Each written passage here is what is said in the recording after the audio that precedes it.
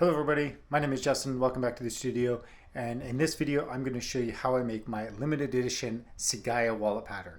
So I'm currently using the xTool S1 laser in my studio. I'm also using their Creative Space software. So let's head over to the computer. I'll show you how I get things set up. We'll then head over to the laser, and then we'll head over to the bench, and I'll show you how I bring this all together to create this product line.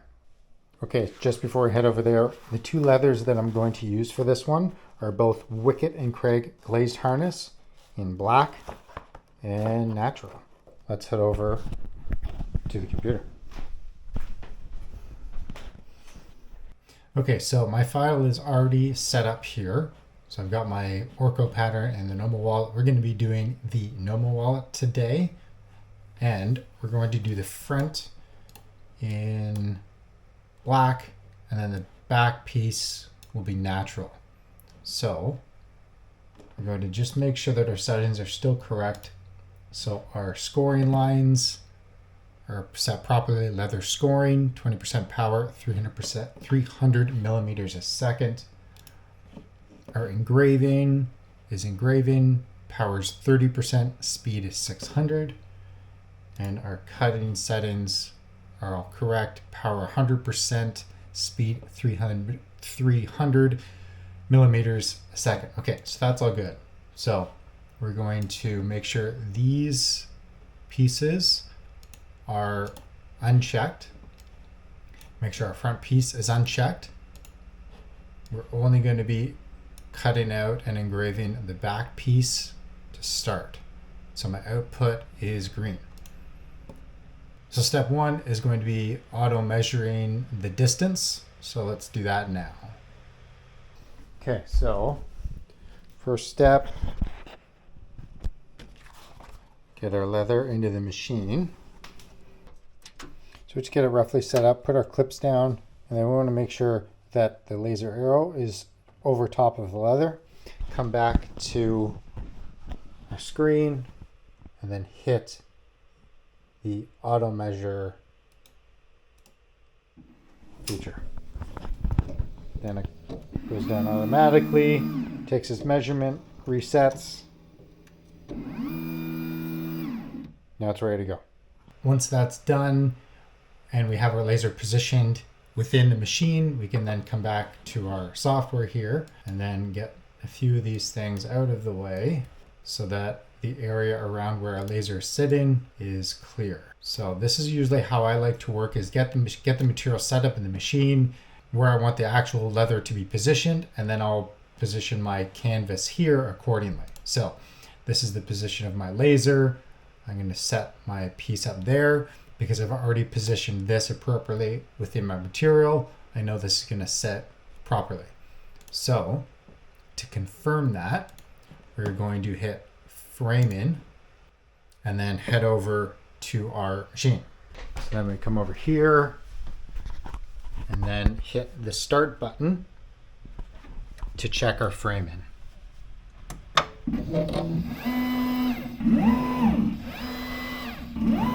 That looks good. So now we can close our lid. We are ready to hit go.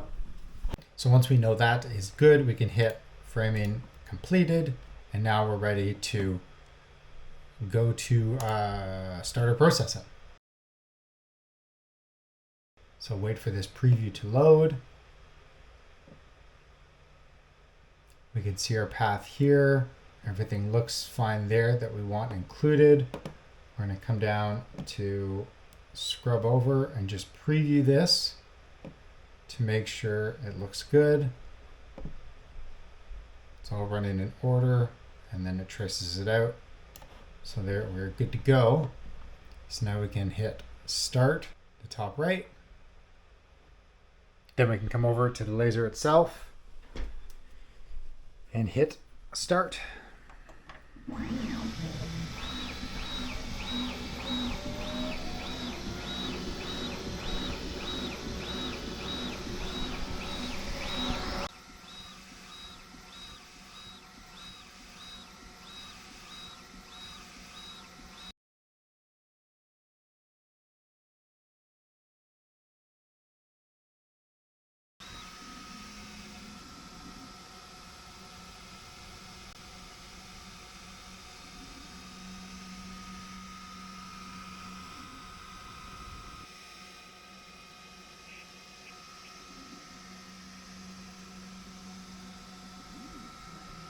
Okay, so that's done. So there is the result.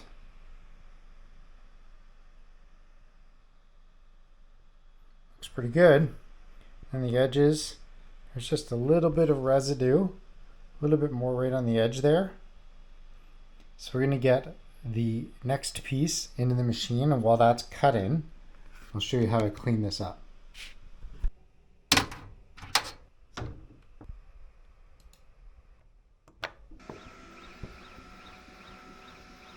Okay, so while that piece is going, just keep this cloth around to wipe off the excess residue after pieces come out of the laser.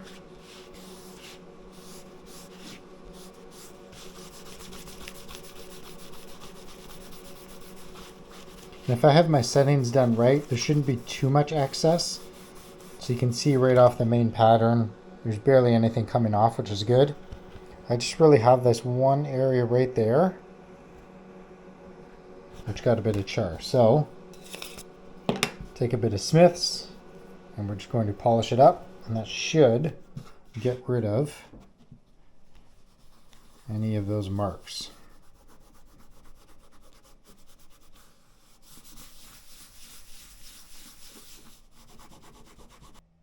So after a bit of polishing, it looks pretty good around all of the edges. Except this one, it seems like that little band right across the edge is not coming out. So I'm not quite sure why that happens. Sometimes it's a thing with lasers and leather, it just reacts differently. But we'll carry on because everything else still looks really good. And we'll see once this is assembled whether that has an impact on the final look. If it does, well, this piece is then scrapped and we start over.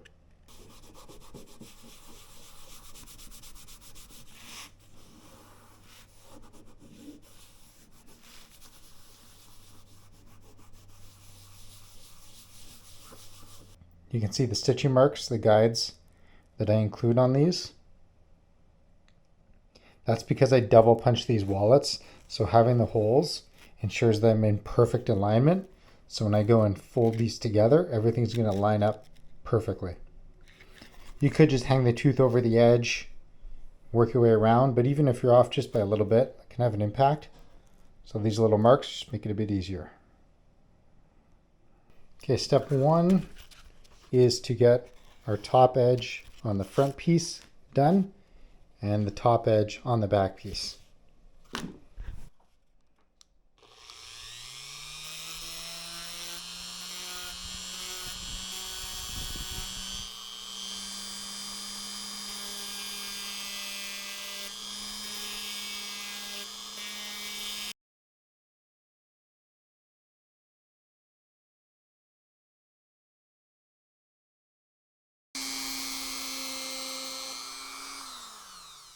So first step's always the 180. We then go over down to our 320.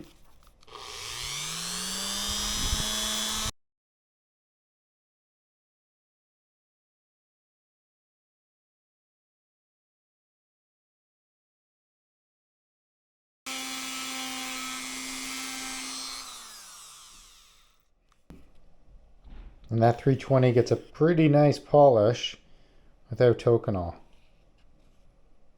And then from there, I will go ahead and take the edge off.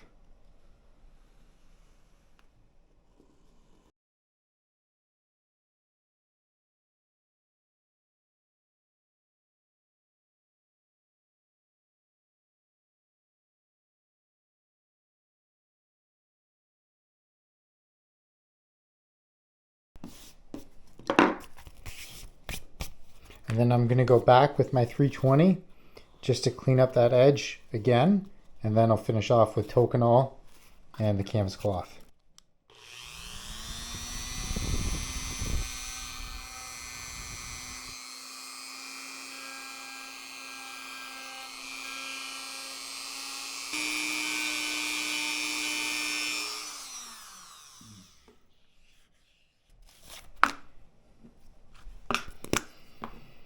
So I actually have two different pens here. One, you can see that edge is very black. I use this for all of the dark leathers, just so that it doesn't stain the lighter leathers that I have. Sometimes that's an issue, sometimes it's not, but since I got two pens, I kind of keep one for each.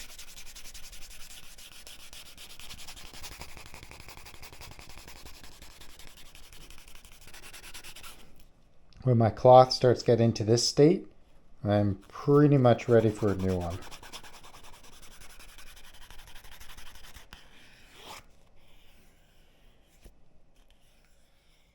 This is a mixture of toconol, 50-50 toconol and water. Sometimes I find it doesn't quite do enough of a job polishing. Usually when the fibers are a little bit looser. So I'll just go in with full strength toconol and polish it that way.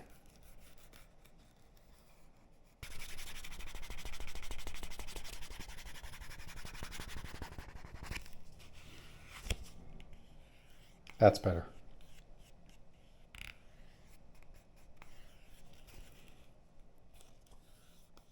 Okay. I'll just go straight ahead with full strength since I've got it.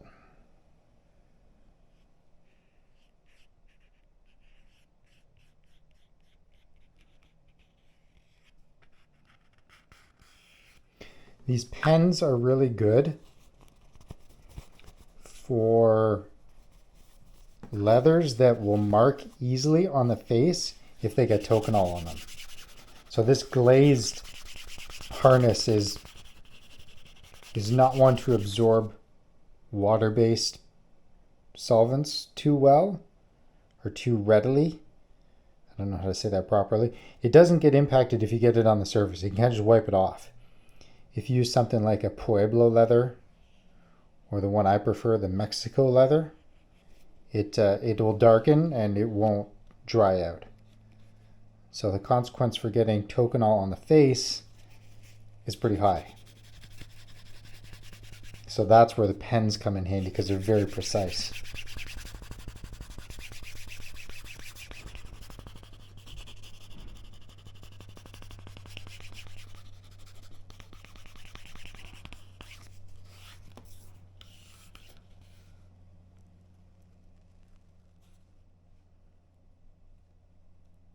Okay, and we can start roughing up the face. So I'm going to use my front piece to give myself a mark with where I need to start roughing up the leather on the inside.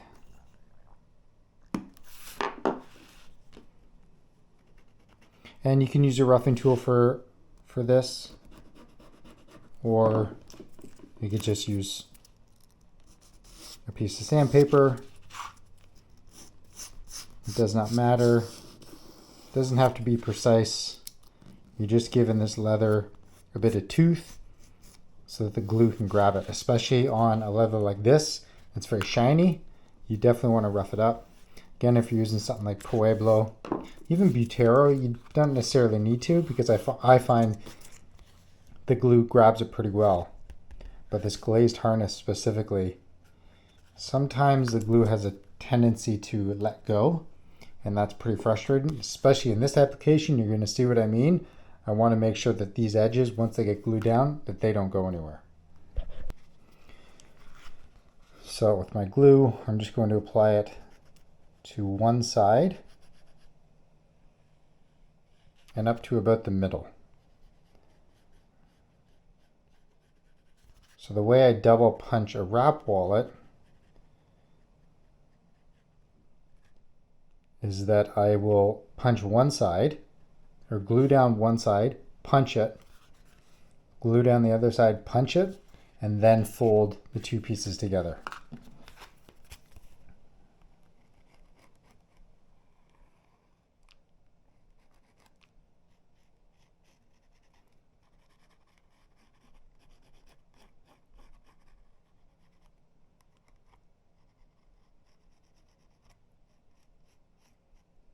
So the glue I'm using is Eco Stick.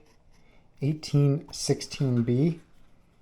So it likes 5 or 10 minutes just to sit and harden up a little bit. And then once you stick it together, it's not going anywhere. There's other glues where you can stick them together right away and they start grabbing. I find this one, you can leave it for a bit and it'll grab more effectively. So those pieces are all set up. Go ahead, put those together, and then punch the holes on this side only.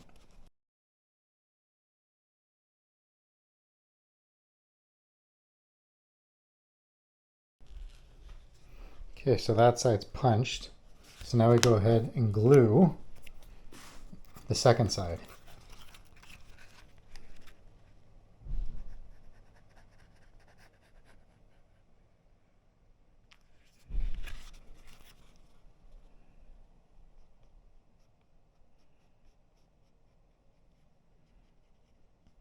So you want to make sure that that first side is really nice and secure, because you don't really want that moving at this point. And we are going to be putting a bit of stress on this glue joint. Once we fold it over, you'll see what I mean. So it's important that that side is really nice and set.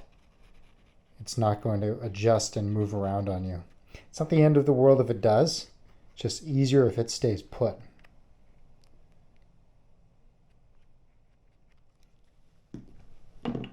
So again, with this glue, I'm just going to let it sit for a bit, for a minute or two.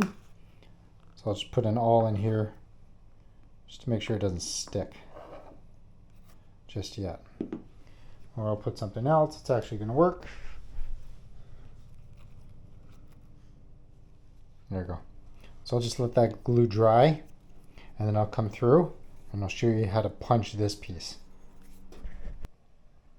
Okay, once your glue has had time to set up, you can go ahead and stick this side down. Focus on the edge first.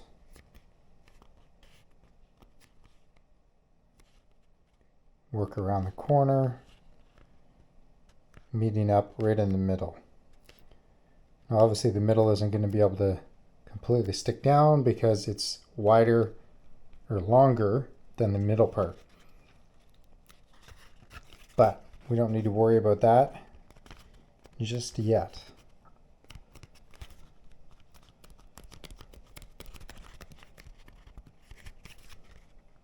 Just checking the edge to make sure it's not proud. And then we'll go ahead and punch this side. So this corner bit, you can see is going to lift up versus where that punch hole is. That's fine. What we want to make sure is that this side that we're punching is nice and flat. This comes unglued, that's okay, because once we fold this back over, all of this will get pressed back down and everything we already know is going to be lined up. So we'll get this punched.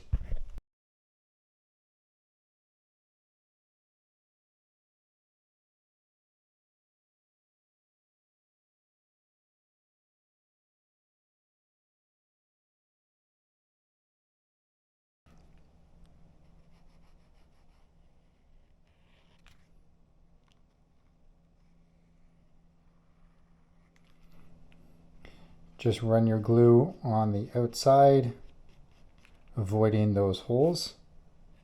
If you get glue right on top of those holes, it just makes it a little more difficult to spread or to thread your needle or thread the thread. It makes it a little sticky when you're sewing the wallet. Because that glue is going to harden up, it kind of grabs the thread when you're trying to sew through. So just put it on the outside, avoiding those stitch holes. So again, I'm just going to let that sit for a few minutes and then stick those two halves together. Okay, so once yours is ready, normally I don't use these binder clips because if the glue is is set properly, then it's going to grab and it should hold. But for this wallet, I like doing it just to make sure everything is in fact perfectly lined up. And it's not going to move on me.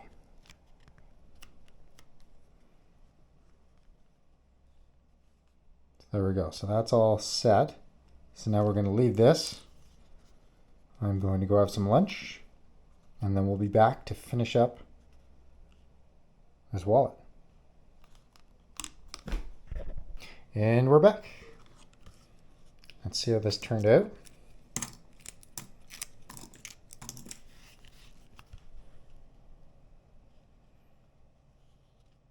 Looks pretty good. Everything's nice and even.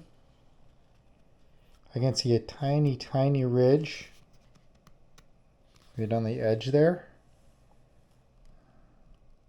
Other than that, easy enough to clean up. Let's get to stitching.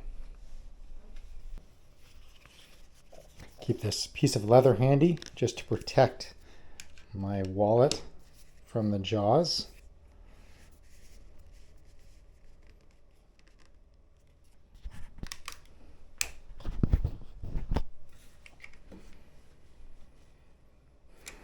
And now I'm sure you've seen this plenty of times. We're going to do a double back stitch on this one.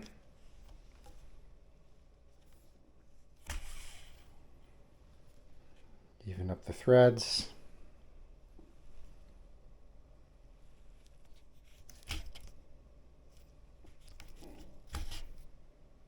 Back stitch once.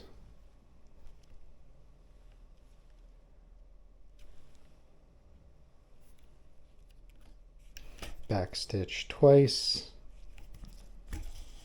And then we'll stitch forward as normal.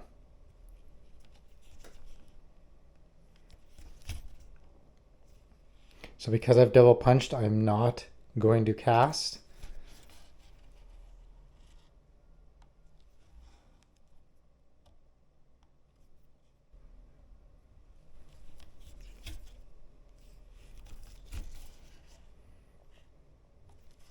If I had punched all the way through, I would cast my thread to make sure I get a slant on both sides.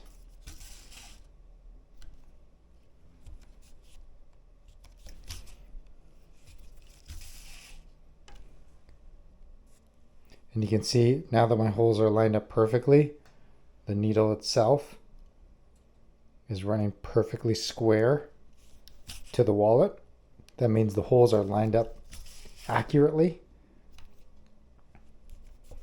If you're slightly off, sometimes the needle comes through and it's coming out on a bit of an angle, which isn't a big deal. Just makes, sometimes it can make it a little more cumbersome to stitch because the holes aren't perfectly lined up.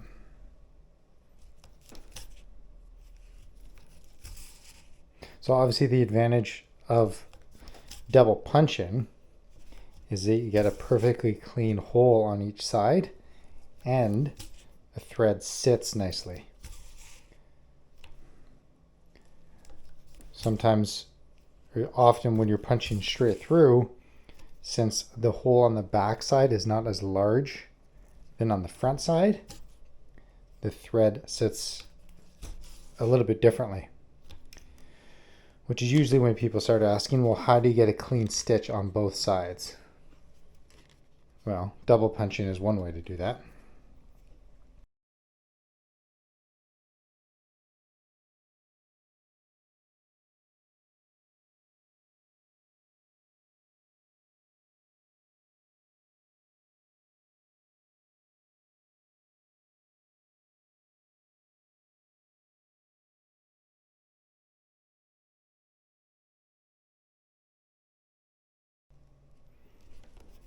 So into our last hole, we are now going to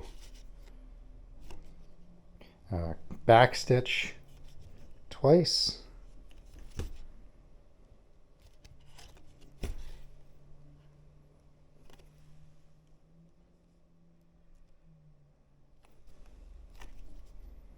And then melt the ends, press the excess back into the hole, and then we'll be on to the last step, finishing off those edges. Let's get my scissors out.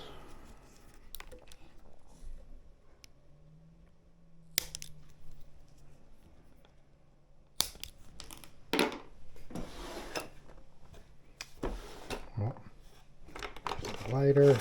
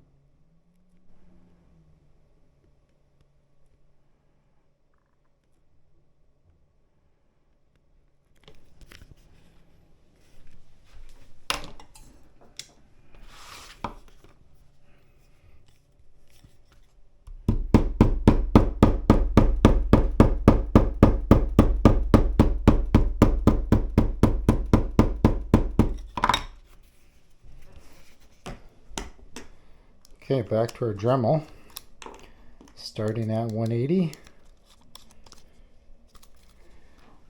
work our way through.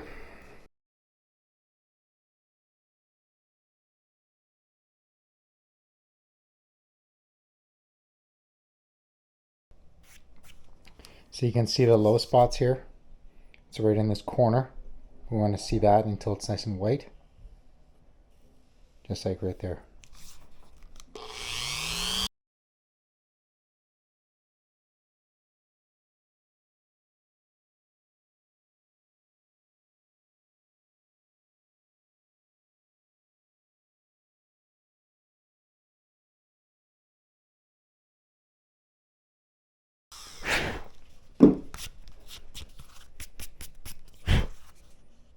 So there's our first rough pass.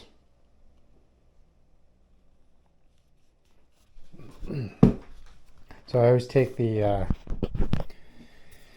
edge off at this stage, just because you're kind of removing so much material. It creates quite a good little ridge here. So take this off.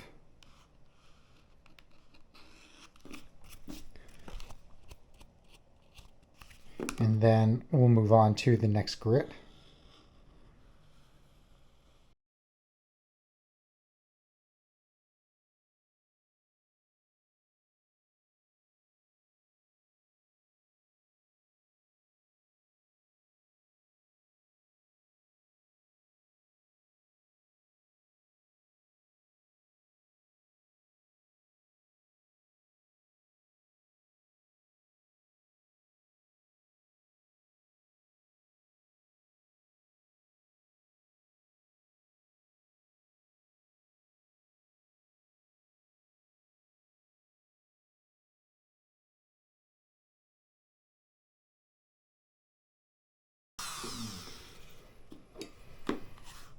So that's done. Use our edge beveler again just to make sure we didn't roll up that edge again. Like right here, I know I took off a bit more just to get that polished. So it'll look good. And then what I like to do before moving on to the next grit, which is 600, is actually finish that edge by hand with a bit of the 320. So 180, 320, 180, 320, 600, 1500. So I like doing this just to make sure that edge is nice and flat. And you're going to see, based on how this gets rough, you'll see the areas that are high and that are low.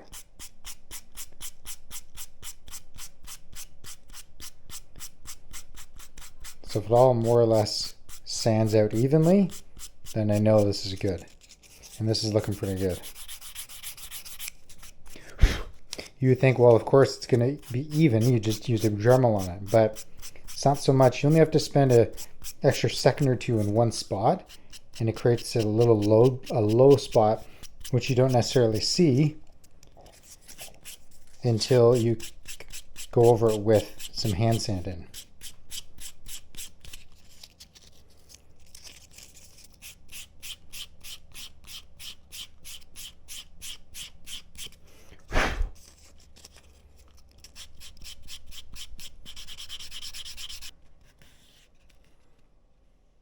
It's already looking pretty good.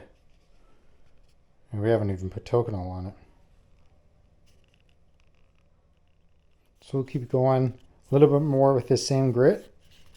Once that's completely smooth, I'll bring you back, finish off with Tokonol. Okay, that edge looks good. Now I'm going to come in with some full strength Tokonol and get this thing polished up.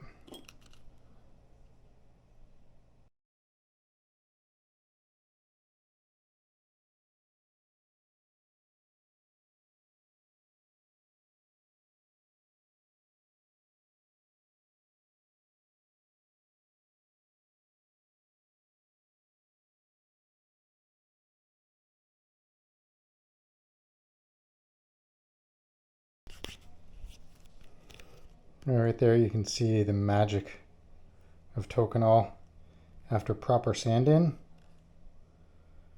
One coat, and it's probably good to go, but we're going to do 2 coats because why not?